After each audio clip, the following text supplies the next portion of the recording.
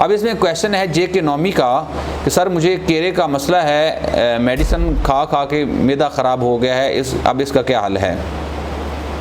अब इसमें ये बहुत सारे लोगों का ये शिकायत है, ये कंप्लेंट होती है कि मैदा ख़राब हो जाता है। बिल्कुल ये उनकी बजा कंप्लेंट है। अब इसमें मैं थोड़ा आपको ज़रा इसका बैकग्राउंड बताना चाहूँगा। बहुत सारे पेशेंट्स आते हैं, हम देखें, याद रखें कि ये जो मेडिसिन है मुख्तलिफ शक्ल में होती है।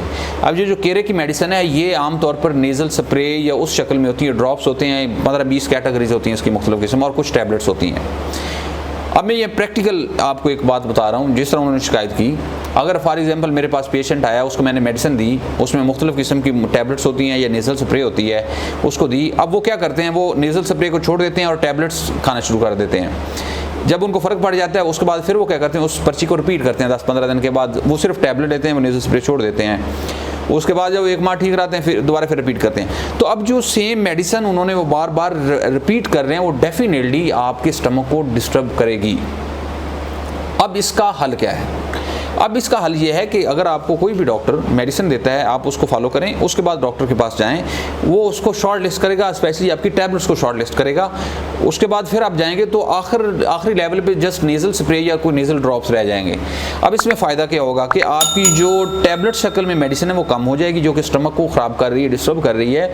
जस्ट एक लोकल लेवल की मेडिसिन है, वो आपको फ़ायदा देगी।